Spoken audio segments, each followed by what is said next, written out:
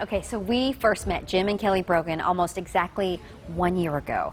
They shared with us their story of going through IVF and also, unfortunately, suffering a miscarriage. I got this tattoo. It was the only picture that we'll ever have of the baby that we lost. And so while we were going through the procedure, you know, you don't know boy, girl, or anything, so we just called them Bean. And so we got tattoos of coffee beans on our arms and stuff like that. So. But the reason you wanted the picture of our little bean on your arm was... I'll never get to hold Bean, but I'll get to hold and think of the hope of having Bean. Gosh, I remember that really well. But Jim and Kelly were pregnant, newly pregnant, after winning a cycle of IVF in a 5K raffle. And what a year it has been! Yeah. Welcome. Thank you. Oh my gosh, can we meet your little guy? Absolutely. This is Daniel. This is Daniel. Hi, Daniel. Can you say hi? Can you wait? Say hi to everybody. He's not usually this shy. No. Oh my goodness, look at that face. Just like an angel. So he was born in June. Yes, June. Which means he is 10 months. 10 months, yeah. How has the last 10 months been? A little tiring. Yeah. Wait, are you sleeping yet? Yes. Okay. Sorry. We are. But, I mean, he's so much fun, but he has so much energy. He is just full of life, full of excitement for everything that comes his way. Yeah. Yeah, it's been a good year. It's been a good year. It's been a whirlwind. Yeah. And a blur, but wouldn't change it for a while. Yeah, and so we were listening to that soundbite when you were talking about Bean, you know, and we were talking about that. Do you think that you have, I don't know, kind of overcome some of the grief that you had to go through in order to get Daniel? I mean, that's a hard question, sorry. No, that's a great question, actually. I think the answer is that whenever you grieve, you don't ever end it. You're living your life instead of it living you. Right.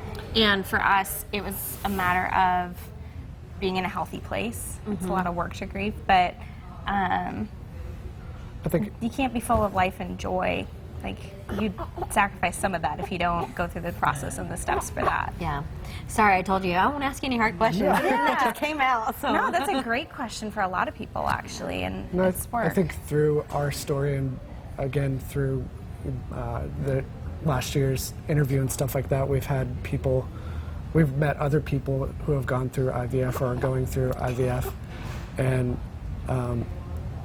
had a friend recently someone who met and went through a miscarriage, and it hit me again all over again, because it was that memory of like that hard time of going through IVF and not, you know, hoping and dreaming and thinking about it, and then that starting all over again and just that being really hard. But it gives you a chance to go through it with someone. Like, they don't have to be alone. Like, that's the worst part about going through anything hard in life, is doing it alone. Yeah. You want to be with people and grieve with them and love with them and go through their seasons. Well, you're going to be with a lot of people this weekend. I'm almost out of time. I'm so sorry, but you've got Footsteps for Fertility this weekend. Can you tell? That's a 5K, right? A walk, and that is where people may win an IVF cycle. Yeah, it's where we won our IVF procedure. I know. And so, They turn out really well. It's an exciting opportunity for people, and it's part of Daniel's story, so we want to be there and volunteering and loving on people and encouraging them during an exciting time, but a hard time, and people are walking and excited, and they form teams to help earn raffle tickets for people to win a procedure. Oh my gosh. Well, if you want to know more, by the way, you can text the word STEP to 206-448-4545. Man, I would walk so hard if I knew that I could maybe win a chance to have a little baby like Daniel. You are so cute. You are a little flirt, aren't you? Yes. Well, thank you so much, and congratulations on the best year yet. When we first met Phoebe the fire dog this year, she was just settling into her new home at the Snoqualmie Fire Department. Phoebe is a therapy dog who lives full-time at the fire station. Her sweet face and calm demeanor helps lessen the effects of stress on firefighters and EMTs. If you're sitting on the floor, she'll come over to you and just lean into you. And, you know, you People start petting her and don't even know it, and it's just something calming. Phoebe has grown a bit since we met her in January, and so has her role with Snoqualmie Fire. She's now making public appearances all around the community. Here she is at a city council meeting and cheering on her human teammates at the Firefighter Stair Climb Challenge in Seattle. Come on, Phoebes! Remember February's big snowfall? Phoebe had a blast in it, frolicking and blending into the mounds of white stuff. She even supported public works staff during this busy and stressful response time. Other fire departments have reached out looking for info about getting their own fire dog, including Walla Walla, Shoreline, and an agency in Alaska. Phoebe is still a puppy with puppy habits, but training and coaching are helping her mature as she continues getting and giving lots of love. There's her team. Kim Wainscott and her daughter Brittany are back from a once-in-a-lifetime trip to the Middle East. Brittany and I went. Brittany, where'd we go there for? For cheerleading. Yeah. We went for cheerleading. Tigers, let's fight. We first met Brittany at Joint Base Lewis McChord, where she's on the Tigers cheer squad. It's a unified team made up of athletes with and without intellectual disabilities. Well, last March, Brittany and her teammate, Brandon, traveled all the way to Abu Dhabi to take part in the Special Olympics World Games. We were there as an inaugural, kind of an expedition. It was the first time competitive cheer was introduced to the Special Olympics globally. All the people that were there for the same reasons we were there, and it was just the unity. It was no special needs people and typical people. It was all, we're here for one thing and we're going to enjoy it. Kim says it's hard to pick just one highlight, maybe meeting the Crown Prince of Abu Dhabi and building upon a community that now extends all over the world. So it was nice to be unified and be a part of something on the bigger picture, bigger than just us, bigger than just our small town. Yeah, it was really cool.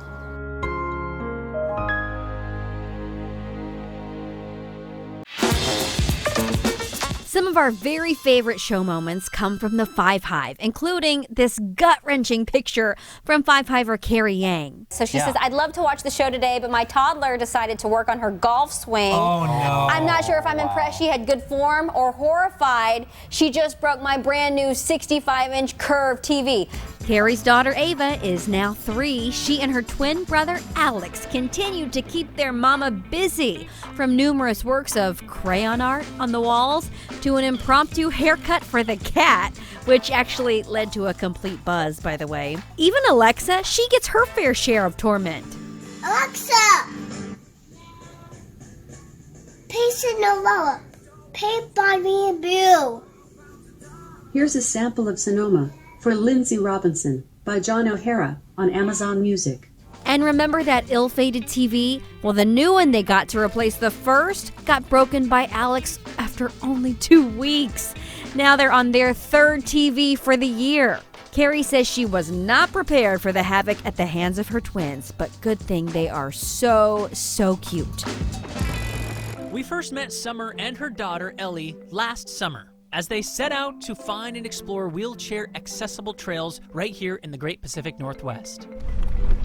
I know she loves hiking because that's the first thing she asks to do every morning when she wakes up. We love the bees and all the sounds and the animals and the beauty of the lake.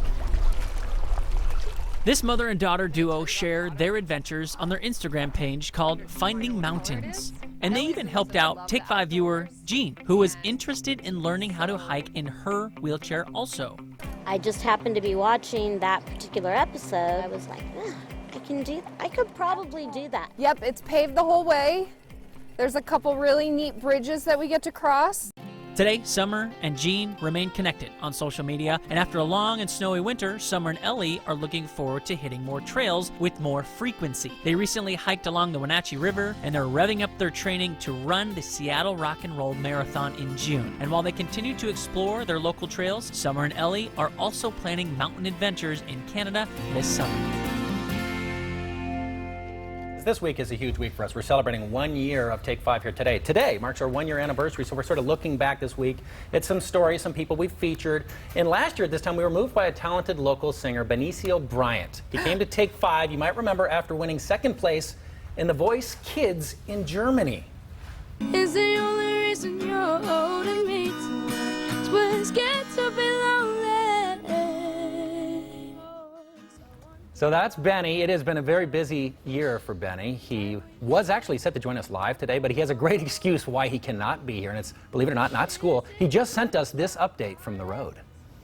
It's Benicio, Bryant, and it's been a year since I've been on your show, but you guys have asked me what I've been doing recently, and right now I'm in LA, and I'd love to tell you in person, but last year I got to perform with Brandi Carlisle, which is amazing. She had me on the Seth Meyers show with her.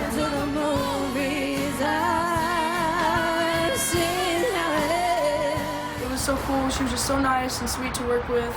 And then I got back from that, and then I sang the national anthem at the Mariners game, and then just recently at the Sounders game too.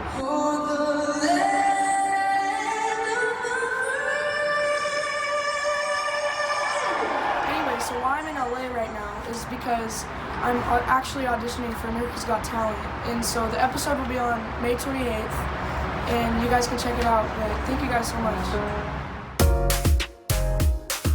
Our Benny is all grown up. So 1 year later, he's been on Seth Meyers, he's been hanging out with Brandi Carlisle, and yes, I wish there was more we could say, but he is in Hollywood, ladies and gentlemen. He's got talent. We've already established that right now. Look for him on America's Got Talent. I do want to give a shout out to his dad, Jeremy Bryant, by the way, who is the reason I found out about, because he kept bragging about his son, and you might remember, Jeremy Bryant is the Mariners chef. He cooks for the players, and he says they are watching right now from the clubhouse. So go Mariners. That's awesome. Go Benny. That's cool. We are so proud of you, and I bet you on our 2-year anniversary, Benny will not return my phone calls.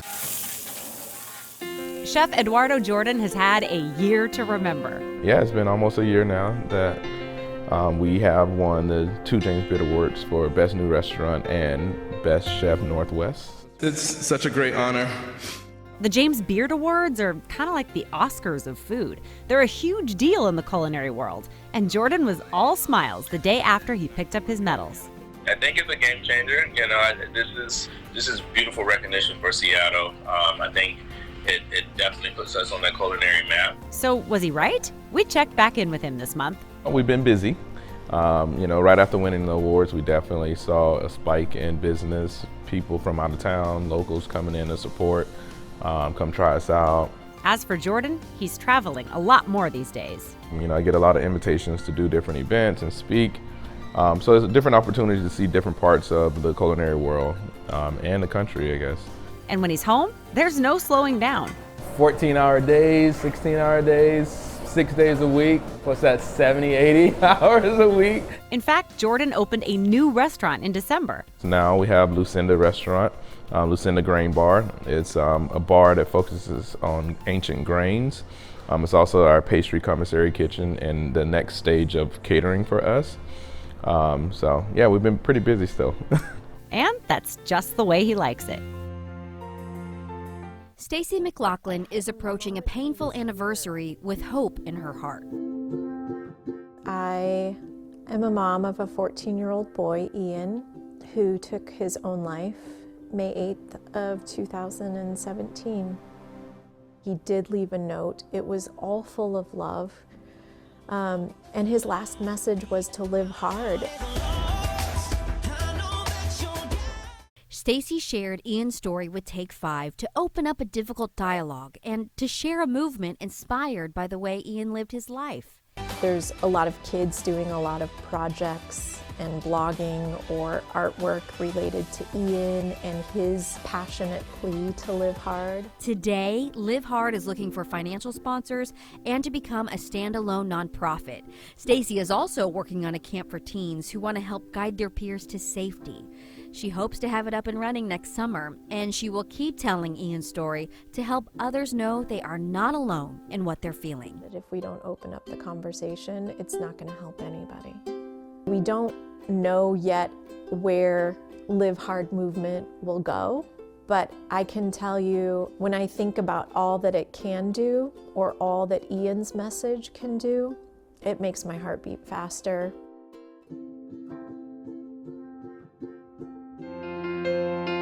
Marissa is basically my hero. The last time Riley was on Take 5, she was seated next to her favorite author, Marissa Meyer of the Lunar Chronicles. Hearing how much Riley's connected with the books and with the stories means so much to me and is a reminder of how important books are.